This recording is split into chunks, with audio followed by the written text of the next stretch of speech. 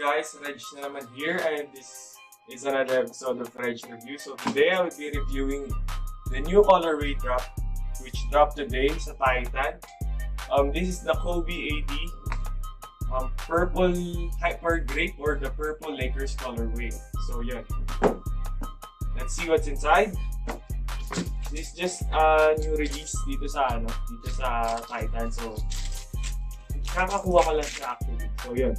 So in the box, there's nothing special about the box. Yun nga, ano siya, snake skin. And then ito yung shoe. Depicts the Lakers colorway of purple and gold. So yun lang yung ano niya. Yun lang yung colorway niya. So yeah.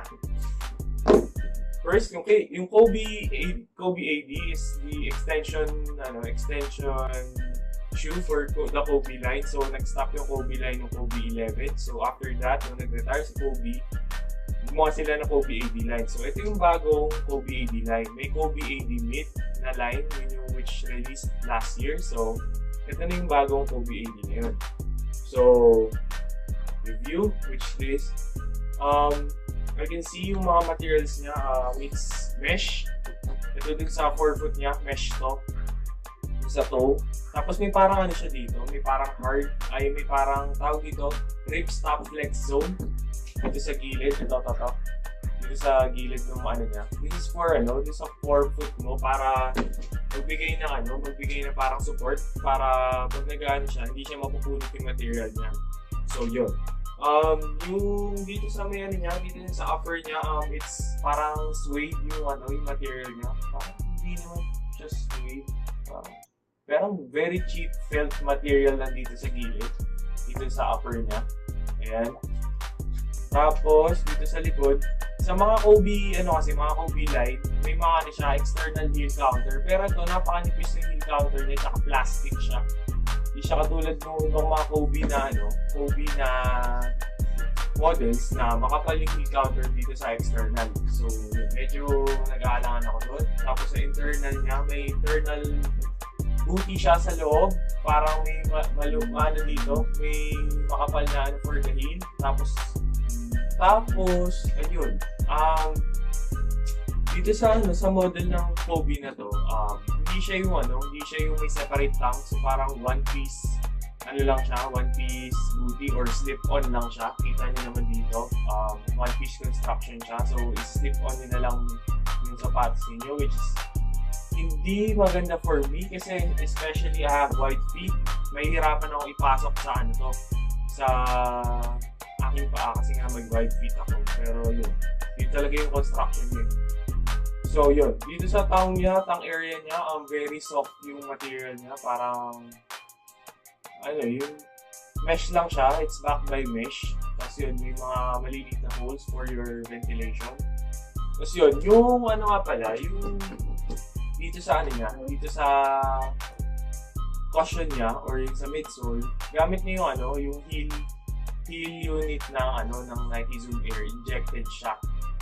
Yung based on sa review na nakita ko, injected shock, hindi siya yung molded na final Zoom Air unit. So yun. Pero for me, judging on this model kasi parang hindi ko siya trip. Kasi for the price of 7,200, parang yung yung materials niya, hindi siya ganun ka premium for 7,200. So yun, nag-aalangan ako if you would use this outdoors.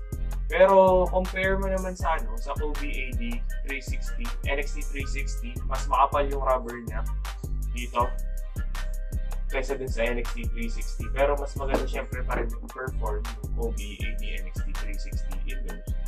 Ayun again, dito pala sa I forgot yung dito sa traction pattern niya dito sa baba. Yun nga, para siyang Kobe AD NXT 360, pero mas aggressive yun sa yung sa Kobe AD NXT 360 kasi dito, mas marami siyang nips dito sa Tapos meron din siya lateral outrigger, pero hindi ganun ka-emphasize yung yung lateral outrigger niya. Hindi siya tulad ng ibang Kobe line na medyo makapal yung lateral outrigger niya. It's for yung mga stoppages ng movements mo para hindi kayo madulas. Ayun, then meron nga pala dito sa ilalim yun. Makikita mo siya na sa zoom heel unit niya. naka-clear, clear traction or yung transparent. So, yun. Overall, pwede na siya for 7,200 kasi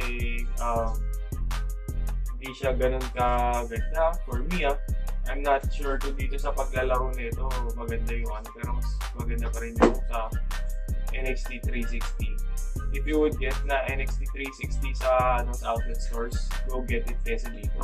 Kasi mas maganda talaga performance indoors. Pero pag outdoors, siguro mas mag-hold to. Pero yun, still for preference ko, mas maganda pa rin yung NXT 360. Overall, maganda naman yung colorway niya. I like it. It's popping. Pero yun nga, a lot of players sa NBA use this. Pero yun nga, based on other reviews and other complaints, yun nga, hindi ganun siya gaganda for its price of 7,200. So, mag-isip kayo if you would buy this. So, yan. Okay, this is Reg, another episode of Reg Reviews. So, thank you for watching this. If you haven't subscribed to my blog or my channel, please do so. Hit the subscribe button below. You could also follow me on IG at Reg Reviews. So, this is another episode of Reg Reviews. See you next time.